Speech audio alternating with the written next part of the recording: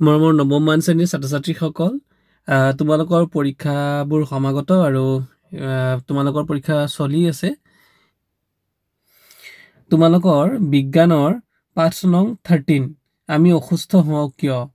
এই পাঠটো এটা সহজ পাঠ আৰু সহজ যদিও কিছুমান কনসেপ্ট আমি যদি ভালকৈ বুজি লওঁ তেতিয়াহ'লে কিন্তু আমাৰ পৰীক্ষাত ভাল নম্বৰ গোটাবৰ বাবে এই পাঠটোৱে আমাক সহায় কৰিব পাৰে। কিছুমান প্ৰশ্ন আহে যিবোৰ আমি মনত ৰখাবলৈ যদিও অকমান টান, মই চেষ্টা কৰিম তোমালোকক ভালদৰে বুজাই দিবৰ বাবে যাতে তোমালোকে সহজতে মনত ৰাখিব পাৰা। এতিয়া প্ৰথমতে পাঠভিত্তিক ক্ৰিয়াকলাপৰ প্ৰশ্ন উত্তৰ সুস্বাস্থ্যৰ বাবে প্ৰয়োজনীয় যিকোনো দুটা ব্যৱস্থা উল্লেখ কৰা। সুস্বাস্থ্য যাতে আমাৰ স্বাস্থ্য ভালে থাকে তাৰ কাৰণে দুটা ব্যৱস্থা। কি ব্যৱস্থা? প্ৰথমটো হৈছে সুষম আহাৰ, বীজাণুমুক্ত খাদ্য আৰু পৰিমিত খাদ্যৰ পৰিবেশন। সুষম আহাৰ মানে আমাৰ আহাৰত 6 বিধ উপাদান থাকিব লাগে। তাৰে শৰ্কৰা, প্ৰটিন, স্নেহজাতীয় খাদ্য, শৰ্কৰাটোক আমি কাৰ্বহাইড্ৰেট বুলিও কওঁ, প্ৰটিন আমাৰ গাত লাগে, তাৰপিছত আমাৰ গাত চৰ্বি লাগে, খনিজ লৱণ লাগে, পানী লাগে, এনেধৰণৰে ভিটামিন লাগে। এনেকৈ 6 বিধ উপাদান আমাৰ খাদ্যত প্ৰয়োজন আৰু এই 6 বিধ উপাদানে যেতিয়া থাকিব তেতিয়া তাক সুষম আহাৰ বুলি কয়। আৰু বীজাণুমুক্ত খাদ্য মানে যিবোৰ খাদ্যত আমি বীজাণু নথকা, আৰু পৰিমিত খাদ্য, পৰিমিত মানে এটা লিমিটেড, আমি যধাই মধাই খাব নালাগে। গতিকে এই তিনটা কন্ডিশন কি বুলি ক'লে? সুষম আহাৰ, বীজাণুমুক্ত খাদ্য আৰু পৰিমিত খাদ্যৰ পৰিবেশন। এইকেইটা আমি মানি চলিব লাগে, তেতিয়া আমাৰ সুস্বাস্থ্য হ'ব বা স্বাস্থ্য ভালে থাকিব। 2 নম্বৰত আছিলে নিৰ্মল বায়ু সেৱন, শাৰীৰিক ব্যায়াম আৰু বিশ্ৰাম। শাৰীৰিক ব্যায়াম আজিকালি সকলোৱে দেখিছা, বিভিন্ন ধৰণৰ কসৰত হওক, মৰ্নিং এক্সাৰসাইজ হওক, বিভিন্ন ধৰণৰ ফিজিক্যাল এক্সাৰসাইজে হওক, ৰানিং হওক, ইত্যাদিবোৰ মানুহে কৰে। গতিকে শাৰীৰিক ব্যায়াম আৰু বিশ্ৰাম, শাৰীৰিক ব্যায়ামো কৰিব লাগিব, লগতে বিশ্ৰামো কৰিব লাগিব। পৰিষ্কাৰ পৰিচ্ছন্নতা মানে আমি চাফচিকুণ থাকিব লাগিব আৰু সুস্বাস্থ্যৰ বাবে প্ৰয়োজনীয়। গতিকে এইকেইটা বস্তু তোমালোকে মনত ৰাখিবা। নিৰ্মল বায়ু সেৱন মানে আমাৰ পৰিষ্কাৰ, আপোনালোকে ইতিমধ্যে গম পাইছা যে চহৰ নগৰবোৰত সাধাৰণতে বিভিন্ন ধৰণৰ গাড়ী, কল কাৰখানা ইত্যাদিবোৰৰ ধোঁৱাৰ দ্বাৰা পৰিৱেশ কি হৈ যায়? প্ৰদূষণ হয় আৰু মুক্ত বা পৰিষ্কাৰ বায়ু সেৱন কৰাৰ ক্ষেত্ৰত অসুবিধা হয়। গতিকে আমি যিমান পৰা যায় নিৰ্মল বায়ু সেৱন কৰিলে আমি সুস্বাস্থ্য অধিকাৰী হ'ব পাৰিম। তাৰপিছৰ প্ৰশ্নটো ৰোগৰ পৰা পৰিত্ৰাণ পাবলৈ প্ৰয়োজনীয় দুটা ব্যৱস্থা উল্লেখ কৰা। আমি কি কৰিলে বিভিন্ন ধৰণৰ বেমাৰৰ পৰা আমি হাত সাৰি থাকিব পাৰো? 1 নম্বৰতে হৈছে জীৱন ধাৰণৰ সুস্থ পৰিৱেশ। আমি পৰিৱেশটো সুস্থ হ'ব লাগিব, মানে আমাৰ পাৰিপাৰ্শ্বিক চাৰিওফালটো চাফা চিকুণ হ'ব লাগিব। সুস্থ এটা পৰিৱেশ, যিমানে আমি চাফা চিকুণ থাকিম সিমানে আমাৰ মনবোৰ ভাল হ'ব। আৰু ব্ৰেইনত যেতিয়া মন আৰু ব্ৰেইনৰ কানেকশ্যন, যেতিয়া আমাৰ মন ভাল থাকে অট'মেটিক্যালি আমাৰ স্বাস্থ্যও ভাল হ'ব। আৰু দিছে বিশুদ্ধ খোৱা পানী আৰু চাফ চিকুণ পৰিৱেশ। তাৰপিছতে দ্বিতীয়টো হ'ল জীৱাণুমুক্ত আহাৰ আৰু নিচাযুক্ত দ্ৰব্য বৰ্জনে। আজিকালি প্ৰায়ে দেখা যায় যে কম বয়সৰ ল'ৰা ছোৱালীসকলেও বা বিভিন্ন ধৰণৰ নিচাযুক্ত মাদক দ্ৰব্য গ্ৰহণ কৰে আৰু যাৰ ফলত তেওঁলোকৰ সৰু বয়সতে স্বাস্থ্যৰ অৱনতি ঘটে। গতিকে আমি যিমানে পৰা যায় বিভিন্ন ধৰণৰ মাদক দ্ৰব্য, যেনে আমি সুৰা বা যিটো ৱাইন বুলি কয়, বিভিন্ন ধৰণৰ চিগাৰেট, ধপাত ইত্যাদিৰ পৰা, বিভিন্ন ধৰণৰ আজিকালি ড্ৰাগছ ইত্যাদিও মানুহে ব্যৱহাৰ কৰা দেখা যায়, মানে বিভিন্ন কুসংগত পৰি পেলাই এইবোৰ গ্ৰহণ কৰে। গতিকে এনেবোৰৰ পৰা আমি সদায় নিজকে সেফ কৰি ৰাখিব লাগিব। আমাৰ কাৰণ শৰীৰ মন্দিৰ, নিজৰ শৰীৰটোক ভাল কৰি ৰাখিবৰ বাবে এইবোৰৰ পৰা আমি সদায় আঁতৰি থাকিব লাগিব। তাৰপিছত আছে নেক্সট কুৱেশ্যনটো, ওপৰৰ দুইটা প্ৰশ্ন উত্তৰ একে ধৰণৰ নে বেলেগ? এতিয়া আৰু কিয়? আমি যি দুটা প্ৰশ্ন পঢ়িলো, প্ৰশ্ন দুটা বেলেগ নে একেই বুলি সুধিছে, যে বেলেগ। কাৰণ ৰোগমুক্ত শৰীৰ মানে বেমাৰ আজাৰ নোহোৱা শৰীৰ, আৰু আনহাতে সুস্বাস্থ্য মানে হ'ল বেমাৰ আজাৰ নোহোৱাৰ লগতে মানসিক আৰু সামাজিকভাৱে সুস্থ হ'ব লাগিব।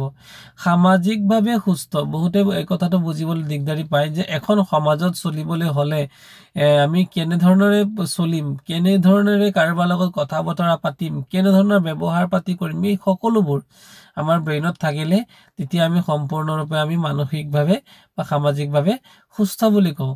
এজন মানুহ হয়তো বেমাৰ নাই কিন্তু তেওঁ মানুহৰ লগত খং ৰাগ কৰি কথা কয়, গতিকে আমি তেওঁক কিন্তু শাৰীৰিকভাৱে তেওঁ যদিও সুস্থ, তেওঁ কিন্তু মানসিকভাৱে সুস্থ নহয়।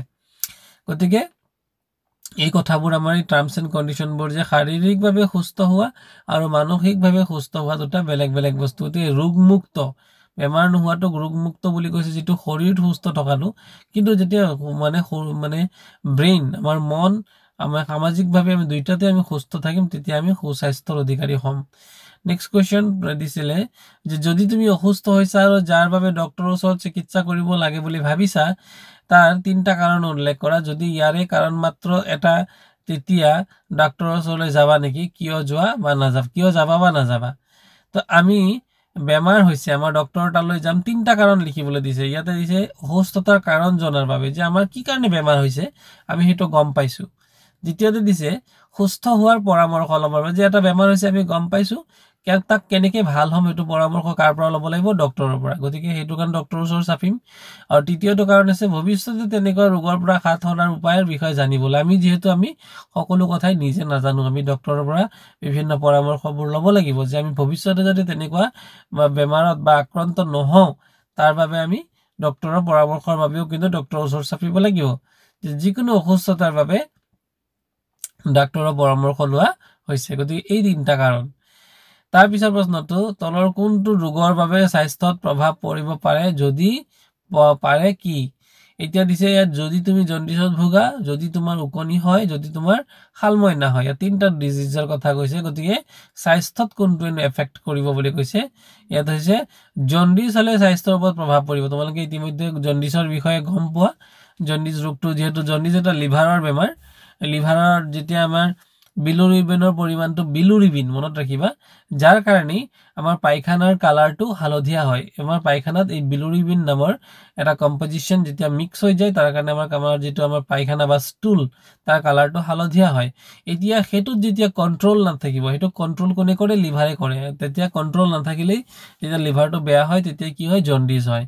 তো জণ্ডিছ হ'লে স্বাস্থ্যৰ ওপৰত প্ৰভাৱ পৰিব, কাৰণ জণ্ডিছ হ'লে লিভাৰ দুৰ্বল হয়, ফলত খোৱা খাদ্যৰ হজমত বিচ্যুতি ঘটে বা বিজুতি ঘটে। ইয়াৰ প্ৰতিক্ৰিয়া বহুদিনলৈ দেহত থাকি যায়। তাৰপিছত প্ৰশ্ন দিছে, আমি অসুস্থ হ'লে কিয় স্বাদহীন আৰু পুষ্টিকৰ খাদ্য খাবৰ কাৰণে পৰামৰ্শ দিয়া হয়? স্বাদহীন মানে যেতিয়া আমাৰ বেমাৰ হয়, মুখৰ সোৱাদ গুচি যায়, কিয় হয় মানে? ইয়াৰ দিছে আনহাতে স্বাদহীন খাদ্যত মছলাৰ পৰিমাণ কম হোৱাৰ বাবে সহজে হজম হয়। গতিকে স্বাদহীন মানে আচলতে য'ত নেকি মছলা পাতি আমাৰ কমকৈ ব্যৱহাৰ কৰা হয়, তেনেবোৰ খাদ্যকে কোৱা হৈছে। আৰু সেইটো আমাৰ বাবে পুষ্টিকৰ এইটো কাৰণে, তাক হজম কৰিবলৈ আমাৰ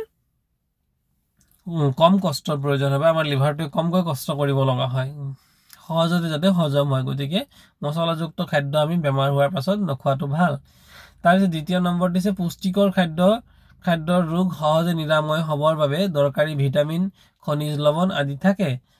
স্বাদহীন খাদ্যত মছলা কম থকাৰ ফলত ঔষধে সহজে ক্ৰিয়া কৰে। মছলা কৈছে পুষ্টিকৰ খাদ্যৰ ৰোগ সহজে নিৰাময় হ'বৰ বাবে দৰকাৰী ভিটামিন, খনিজ লৱণ আদি থাকে। মছলা জাতীয় ফ্ৰী কৰি দিয়াৰ লগে লগে, মছলাটো নিদিয়াৰ লগে লগে তাত আমি ভিটামিন বা খনিজ লৱণ সৰহকৈ পাওঁ। আৰু মছলা কম থকাৰ ফলতে কি হৈ যায়? ঔষধে সহজে ক্ৰিয়া কৰে। যদি মানে আমি খুব বেছি মছলা ব্যৱহাৰ কৰোঁ, ঔষধেও কিন্তু কাম কৰিবলৈ অসুবিধা পায়। গতিকে আমি মছলা নোহোৱাকৈ খাদ্য খাব লাগে, বিশেষকৈ বেমাৰত ভোগাৰ পিছত। কি প্ৰক্ৰিয়াৰ দ্বাৰা সংক্ৰামক ৰোগসমূহ সঞ্চাৰিত হয়? সংক্ৰামক ৰোগসমূহ স্পৰ্শ কৰা মানে টাচ কৰা, বায়ু, পানী, খাদ্য আদি মাধ্যমৰ দ্বাৰা বিয়পে। মানে সংক্ৰামক কি বুলি হ'ব পাৰে? ধৰা এতিয়া কৰোনা ভাইৰাছ এটা সংক্ৰামক ৰোগ, এজনৰ পৰা আন এজনৰ গালৈ গুচি যায়। কেনেকৈ গুচি যায়? বায়ুৰ দ্বাৰা গুচি যায়। কোনোবাই হাঁচিয়ালে, কোনোবাই কাহিলে, তাৰ পৰা বীজাণু বায়ুত বিয়পি পৰে, তাৰ পৰা আমাৰ বেলেগ এজনৰ গালৈ আকৌ গুচি যায়। তাৰপিছত তোমালোকৰ তৃতীয়টো প্ৰশ্ন, তোমালোকৰ স্কুলত সংক্ৰামক ৰোগ সঞ্চাৰিত নহ'বৰ বাবে কি ব্যৱস্থা গ্ৰহণ কৰিছা? বিশুদ্ধ খোৱা পানীৰ ব্যৱস্থা কৰা হয়, প্ৰস্ৰাৱগাৰ বা শৌচাগাৰৰ ব্যৱস্থা কৰা হয়, সময়ে সময়ে সজাগতা শিবিৰ পতা হয়। সজাগতা শিবিৰ হৈছে কিছুমান এক ধৰণৰ মিটিং বুলি ক'ব পাৰা। মিটিঙত কেনেকৈনো আমি সুস্থ থাকিম, আমি ধৰি লোৱা তোমালোকে বিশ্ব হাত ধোৱা দিৱস পাতা, হয়নে নহয়? গতিকে বিশ্ব হাত ধোৱা দিৱস পাতিলে তাত কেনেকৈ হেণ্ড ৱাছ কৰিব লাগে সেইবোৰ আমি কৰোঁ। গতিকে এইটো হৈছে এটা সজাগতা সভা। তো এইবোৰ আমি বিদ্যালয়ত পাতোঁ। গতিকে স্কুলৰ লগতে চাৰিওফালৰ পৰিৱেশ চাফ চিকুণ কৰা হয়। স্কুল আৰু চাৰিওফাল গোটেইটো আমি চাফ চিকুণকৈ আমি সকলোৱে ৰাখোঁ। মাজে সময়ে চিকিৎসকৰ পৰামৰ্শ গ্ৰহণ কৰা হয়। গতিকে এইকেইটা নিয়ম মানি চলিব লাগিব। অসংক্ৰাম্যকৰণ কি? অসংক্ৰাম্যকৰণ সুস্থ ব্যক্তিৰ শৰীৰত নিৰ্দিষ্ট ৰোগ সৃষ্টিকাৰী বিজুগু নিষ্ক্ৰিয় অৱস্থাত এইটো বীজাণু আচলতে বিজুগু নহয় বীজাণু নিষ্ক্ৰিয় অৱস্থা নতুবা মৃত্যু ঘটাব নোৱাৰা পৰিমাণৰ সক্ৰিয় অৱস্থা নতুবা সেই বীজাণুৰ পৰা সৃষ্টি হোৱা সৃষ্টিকাৰী দ্ৰব্য ৰোগ সৃষ্টিকাৰী দ্ৰব্য সুস্থ ব্যক্তিৰ শৰীৰত সুমুৱাই দি নিৰ্দিষ্ট এন্টিবডি উৎপন্ন কৰোৱাই অসংক্ৰাম্যতা কৰা ব্যৱস্থাটোকে অসংক্ৰাম্যকৰণ বোলে মানে আমি কি কৰো এন্টিবায়টিক্স বিলাক খাওঁ নহয় জানো কৈছে সুস্থ ব্যক্তিৰ শৰীৰত নিৰ্দিষ্ট ৰোগ সৃষ্টিকাৰী বীজাণু নিষ্ক্ৰিয় অৱস্থা নতুবা মৃত্যু ঘটাব নোৱাৰা পৰিমাণৰ সক্ৰিয় অৱস্থা নতুবা সেই বীজাণুৰ পৰা সৃষ্টি হোৱা ৰোগ সৃষ্টিকাৰী দ্ৰব্য সুস্থ ব্যক্তিৰ শৰীৰত সুমুৱাই দি নিৰ্দিষ্ট এন্টিবডি উৎপন্ন কৰা হয় যে যিটো বেমাৰ ৰোগ সৃষ্টিকাৰী দ্ৰব্য সুস্থ ব্যক্তিৰ শৰীৰত সুমুৱাই দি নিৰ্দিষ্ট এন্টিবডি উৎপন্ন কৰোৱাই এন্টিবডি শৰীৰতে বেমাৰটো যাতে নহয় তাৰ কাৰণে ৰোগ প্ৰতিষেধক কিছুমান এন্টিবডি বুলি কয় যে এন্টিবডি মানে আমাৰ শৰীৰতে এনেকুৱা কিছুমান বস্তু সৃষ্টি কৰা হয় যেটোৱে নেকি ৰোগটোক বাধা দিয়ে বা ৰোগটোক আৰু বাঢ়িবলৈ নিদিয়ে হেতুক আমি এন্টিবডি বা আমি কিছুমান এন্টিবায়োটিক বিলাকো খাওঁ উৎপন্ন এই যে এন্টিবায়োটিক মানে এন্টিবডি আমাৰ গাত হৈ যায় মানে চাবা এবাৰ তোমাৰ সৰ্দি কাহ হৈ যোৱাৰ পিছত কেইদিন মানলৈ আকৌ কিন্তু আমাৰ খুব সোনকালে সৰ্দি কাহ নহয় তাৰ মানে আমাৰ শৰীৰত কি হৈ যায় এন্টিবডিৰ সৃষ্টি হৈ যায় যাৰ কাৰণে এবাৰ সৰ্দি কাহ বা এবাৰ সৰু আই বা আই যেতিয়া ওলাই তেতিয়া কেইদিন মানলৈকে আমাৰ গাত আকৌ কিন্তু সেই বেমাৰটোৱে দেখা নিদিয়ে বা সৰ্দি কাহ এবাৰ হোৱাৰ পাছত হয়তো অন্তত আৰু ৩-৪ মাহলৈ আমাৰ সৰ্দি কাহ দ্বিতীয়বাৰ নহয় মানে আমাৰ তেতিয়ালৈকে আমাৰ গাত এন্টিবডি সৃষ্টি হৈ যায় হেতু এন্টিবডি সৃষ্টি হোৱাৰ ফলত সেই দ্বিতীয়বাৰ যদি সেই বেমাৰৰ ৰোগ আমাৰ গাত সোমায় অটোমেটিক্যালি সেই বীজাণুটোক মাৰি পেলায় আৰু হেতুকে কোৱা হয় অসংক্ৰাম্যকৰণ তাৰ পিছৰ প্ৰশ্ন তোমালোকৰ অঞ্চলৰ স্বাস্থ্য কেন্দ্ৰত অসংক্ৰাম্যকৰণ কি ব্যৱস্থা আছে তোমালোকৰ অঞ্চলত কি ৰোগৰ প্ৰভুত্ব বেছি স্বাস্থ্য কেন্দ্ৰত যক্ষ্মা মানে আমি এটো টিবি বেমাৰ বুলি কওঁ পলিঅ ডিপথেৰিয়া ধনুষ্টংকাৰ সৰু আই হুপিং কাহ আদি বেমাৰৰ টিকা মানে কি তোমালোকে গম পোৱা আমি আজিকালি ভ্যাকচিন বিলাক লওঁ এই ভ্যাকচিন বিলাকৰ কথাই কোৱা হৈছে এই টিকাসমূহ জন্মৰ পৰা 10 পৰা 15 বছৰ বয়সলৈ দিয়া হয় পলিঅ ডিপথেৰিয়া হুপিং কাহ আদি বেমাৰৰ প্ৰভুত্বটো বেছি আমাৰ এৰিয়া বিলাকত পলিঅ ডিপথেৰিয়া হুপিং কাহ শুকান কিছুমান কাহ হয় কাহি থকা যায় সেইবিলাকৰ কিন্তু সেই প্ৰভাৱ বিলাক আমাৰ মানে স্থানীয় অঞ্চলত বেছি ইয়াৰ পিছত প্ৰশ্ন দিছিল যোৱা এবছৰ ধৰি কিমানবাৰ তুমি অসুস্থ হৈছা এই বেমাৰবোৰ কি আছিল বেমাৰত অসুস্থ হওঁতে ইয়াৰ পৰা পৰিহাৰ পাবলৈ তোমাৰ অভ্যাসৰ কি পৰিৱৰ্তন হৈছিল বেমাৰৰ পৰিহাৰৰ কাৰণে তোমাৰ পাৰিপাৰ্শ্বিকতাৰ কি সলনি হোৱাটো বিচাৰা তো এতিয়া চোৱা তোমাৰ যে বেমাৰ হ'ল তাৰ পৰা তুমি কি হেবিট চেঞ্জ কৰিছা বা যদি কি তোমাৰ পাৰিপাৰ্শ্বিকত চেঞ্জ হোৱাটো তুমি বিচাৰা তো ইয়াত দিছে কি যে দুবাৰ পানী লগা আৰু ডায়েৰিয়াত আক্ৰান্ত হোৱা গৈছিল সবৰে অভিজ্ঞতাটো বেলেগ পানী লগা মানে হৈছে সৰ্দি জ্বৰ দুবাৰ হৈছিল যোৱা বছৰত দুবাৰ হৈছিল বুলি কৈছে আৰু ডায়েৰিয়াত আক্ৰান্ত হোৱা গৈছিল হয়তো এবাৰ ডায়েৰিয়া বেমাৰটো কোনোবাই ভুগিছিল গতিকে সকলোৰে অভিজ্ঞতাটো বেলেগ হ'ব তোমালোকৰ কাৰ কি অভিজ্ঞতা সেই মতে লিখিবা আৰু এনেদৰে উত্তৰ লিখিলেও হ'ব পানী উতলাই খাব লাগে এটোৰ কাৰণে কি কৰিব লাগিব আমি পানী বইল কৰি খাব লাগিব ৰোগ আক্ৰান্ত ৰোগীৰ পৰা দূৰত থাকিব লাগিব যে যেতিয়া কোনো এজন ৰোগত আক্ৰান্ত হৈছে তাৰ পৰা আমি অলপ দূৰত থকাটো মানে শ্ৰেয় পুষ্টিকৰ খাদ্য খোৱা উচিত আৰু বি নম্বৰ দিছে পৰিবেশ চাফ চিকুণকৈ ৰাখিব লাগে অলাগতিয়াল পদাৰ্থসমূহ গাতত পুতি থব লাগে এইকেইটা আমি মানি চলিব লাগিব 2 নম্বৰ দিছিলে এজন চিকিৎসক নাৰ্ছ স্বাস্থ্যকৰ্মীয়ে আন মানুহবোৰৰ তুলনাত অসুস্থ মানুহৰ লগত বেছিকৈ মিলামিছা কৰি থাকে নিজকে তেওঁ কেনেকৈ ৰোগৰ পৰা পৰিহাৰ পাইছে তেতে চোৱা সংক্ৰামক ৰোগৰ পৰা পৰিহাৰ পাবলৈ তলত দিয়া ব্যৱস্থাসমূহ অৱলম্বন কৰা হয় প্ৰথম কথা হৈছে টিকাকৰণ কৰা মানে যেটো ভ্যাকচিন লোৱা সংক্ৰমণৰ পৰা সাৱধানতা অৱলম্বন কৰা কেয়াৰফুল হ'ব লাগিব মাস্ক পিন্ধিব লাগিব স্যানিটাইজাৰ ইউজ কৰিব লাগিব হাতত গ্লোভছ আৰু মুখত মাস্ক পিন্ধা এইটো আমি কৈছোৱে গ্লোভছ আৰু মাস্ক এইবোৰ ব্যৱহাৰ কৰিব লাগিব হস্পিটালত পৃথক কাপোৰ পৰিধান কৰা হয় হস্পিটালৰ কাৰণে আকৌ অন্য ড্ৰেছ যাতে সেই ড্ৰেছটো আকৌ লগালক পিছত ধুই দিব পৰা যায় যাতে তাৰ পৰা বেমাৰৰ মানে সংক্ৰমণটো নহয় তাৰ পিছত দিছে হাত হাৰি বীজাণুনাশক দ্ৰব্যৰে পৰিষ্কাৰ কৰা হয় তোমাৰ অঞ্চলত সঘনাই হোৱা ৰোগসমূহৰ ওপৰত জৰীপ চলোৱা তো বীজাণুনাশক দ্ৰব্যৰে মানে আমি যেটো স্যানিটাইজাৰৰ কথা কৈছো আমি হাত ওয়াশ কৰো হ্যান্ড ওয়াশ কৰো নহয় জানো গতিকে এইবোৰ ব্যৱস্থা ল'ব লাগিব তেতিয়া আমি কিন্তু এইবোৰ ব্যৱস্থা লৈ থাকিলে নাৰ্ছ গৰাকী হয়তো বেমাৰ আজাৰৰ পৰা কমকৈ তেওঁ অসুস্থ হ'ব নেক্সট কোৱেশ্চন, ৰোগসমূহ নিবাৰণৰ কাৰণে কৰ্তৃপক্ষলৈ 3টা পৰামৰ্শ আগবঢ়োৱা। কৰ্তৃপক্ষ মানে ডিপাৰ্টমেণ্ট ইয়াতে দিছে। সঘনাই হোৱা ৰোগসমূহ হ'ল ডায়েৰিয়া, কাহ আৰু পানী লগা জ্বৰ আৰু মেলেৰিয়া। এতিয়া আমি পৰামৰ্শ কি দিম? পৰামৰ্শ হৈছে যে জনসাধাৰণৰ মাজত ৰোগসমূহৰ বিষয়ে সজাগতা আনিব লাগিব, এৱাৰনেছ, যাতে মানুহে বুজি পায় এইডছ বেমাৰ কেনেকৈ হয়, মেলেৰিয়া কি কৰিলে, যেনে ধৰা মানে আমি মানে পানী গোট খাই থকা অৱস্থাত যাতে মহে কণী পাৰিব নোৱাৰে, সেই কথাটো আমি জানিব লাগিব। য'ত ত'ত পানী, কাৰণ মহে সদায় কি কৰে, ৰৈ থকা পানীত কণী পাৰে। গতিকে আমি তেনেকুৱা এটা ব্যৱস্থাটো নোহোৱা কৰিব লাগিব। গতিকে এইটো এটা কি হৈ গ'ল আমাৰ এৱাৰনেছ। গতিকে সেই কথাটো কিন্তু সকলোৱে নাজানে, আৰু এইটো জানিলে সকলোৱে মানিব। গতিকে আমি কেনেকৈনো জানিব? যেতিয়া জনাৰ যিটো পদ্ধতি সেইটো হৈছে এৱাৰনেছ। মানুহক সজাগ কৰিব লাগিব, বিভিন্ন ধৰণৰ মিটিঙৰ আকাৰে হওক, বিভিন্ন ধৰণৰ তথ্যৰে হওক, বিভিন্ন ছ'চিয়েল মিডিয়াৰে হওক, আমি মানুহক সজাগ কৰিব লাগিব। ৰোগৰ বিষয়ে জ্ঞান দিয়া উচিত। পৰিৱেশ পৰিষ্কাৰ পৰিচ্ছন্নকৈ ৰাখিব লাগিব। আমাৰ যে চাৰিওফালটো আমি চাফা চিকুণকৈ ৰাখিব লাগিব, আৰু টীকাকৰণৰ ব্যৱস্থা মানে ভেকচিন ল'ব লাগিব, আৰু একেবাৰে শেষত দিছে পৰিষ্কাৰ পানী খোৱা উচিত। গতিকে এইকেইটাই হৈছে আমাৰ উপায়। তাৰপিছত নেক্সট দিছে, এটা শিশুৱে তাৰ পৰিচৰ্যাক অসুস্থতাৰ বিষয়ে একো ক'ব নোৱাৰে। এনে ক্ষেত্ৰত তুমি কি সহায় কৰিবা যে শিশুৰ অসুস্থ হৈছে বা কি কাৰণে অসুস্থ হৈছে? বাচ্ছা এটাই ক'ব নোৱাৰে, তাৰ যে বেমাৰ হৈছে ক'ব নোৱাৰে, আমি কেনেকৈ গম পাম? এতিয়া অসুস্থতাৰ লক্ষণ, শিশুটোৱে অবিৰতভাৱে কান্দি থাকিব। সৰু বাচ্ছা এটাই যদি কণ্টিনিউৱাছলি কান্দি আছে, তেতিয়াহ'লে আমি ধৰিব লাগিব যে কিবা এটা হৈছে বা কিবা এটা অসুস্থতা, হয়তো পেট বিষাইছে, হয়তো ভিতৰত উশাহ ল'বলৈ কষ্ট পাইছে, যিকোনো। শিশুটোৰ গা গৰম হ'ব, সেইটো এটা লক্ষণ। যেতিয়া চকুৰে পানী ওলাব, কেতিয়াবা চকুৰে পানী ওলায়, কান্দিলেও ওলাব, বা এনেও যদি ওলাই থাকে, তেতিয়াহ'লে ধৰি ল'ম যে তাৰ কিবা এটা মানে অসুস্থতা হৈছে। পানীয়া শৌচ হ'ব, যদি পানীয়া শৌচ হৈ থাকে, তেতিয়া ধৰি ল'ম বাচ্ছাটো বেমাৰ হৈছে। কাহ আৰু বমি হ'ব, এইকেইটা লক্ষণ। এতিয়া এইবোৰৰ কাৰণে কি কৰিব লাগিব? ডক্তৰৰ ওচৰলৈ নি পৰামৰ্শ লোৱা উচিত। ডক্তৰে বেমাৰৰ লক্ষণ জানি লৈ কিছুমান পৰীক্ষা কৰিব দিব, আৰু কি কাৰণে ৰোগ হৈছে জানিব পাৰিব। ইয়াৰ পিছত 5 নম্বৰটো দিছিলে, তলৰ কোনটো কাৰণত এজন ব্যক্তি বেছিকৈ বেমাৰত পৰিব পাৰে? 3টা কাৰণ দিছে। যেতিয়া ব্যক্তিজন মেলেৰিয়া ৰোগৰ পৰা আৰোগ্য হৈছে।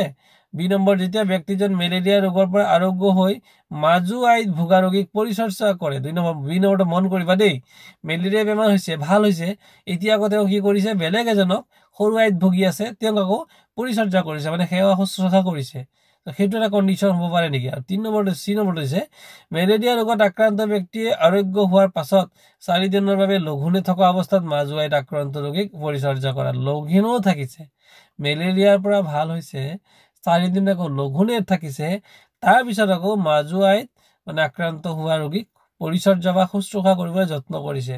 গতিকে ইয়াৰ ভিতৰত আটাইতকৈ মানে চবতকৈ মানে ষ্ট্ৰং বা যিটো নেকি আমাৰ ক্ষতিকাৰক হ'ব, সেইটো হ'ব চি। মেলেৰিয়া ৰোগত আক্ৰান্ত ব্যক্তিয়ে আৰোগ্য হোৱাৰ পাছত 4 দিনৰ বাবে লঘোণে থকা অৱস্থাত মাজু আইত আক্ৰান্ত ৰোগীক পৰিচৰ্যা কৰিলে এজন ব্যক্তি বেছিকৈ বেমাৰত আক্ৰান্ত হোৱাৰ সম্ভাৱনা থাকে, কাৰণ লঘোণে থকাৰ ফলত শৰীৰ দুৰ্বল হয়। যিমানে আমি লঘোণে থাকিম, আমাৰ শৰীৰটো দুৰ্বল হ'ব। মানে সুস্থ অৱস্থাত কেতিয়াবা লঘোণ আমি থাকিব লাগে, সেইটো বেলেগ কথা। আমি সুস্থ অৱস্থাত ফাষ্টিং কৰিছোঁটো ভাল কথা, কিন্তু মেলেৰিয়া বেমাৰ হৈ উঠাৰ পাছত কিন্তু আমি লঘোণে থাকিব নালাগে। আৰু যদি থাকোঁ কিবা কাৰণত, তেতিয়াহ'লে কিন্তু আমি অন্য বেমাৰীক আকৌ পৰিচৰ্যা কৰিবলৈ যাব নালাগে, কাৰণ লঘোণে থকাৰ ফলত শৰীৰ দুৰ্বল হয় আৰু সহজে বেমাৰে আক্ৰমণ কৰিব পাৰে।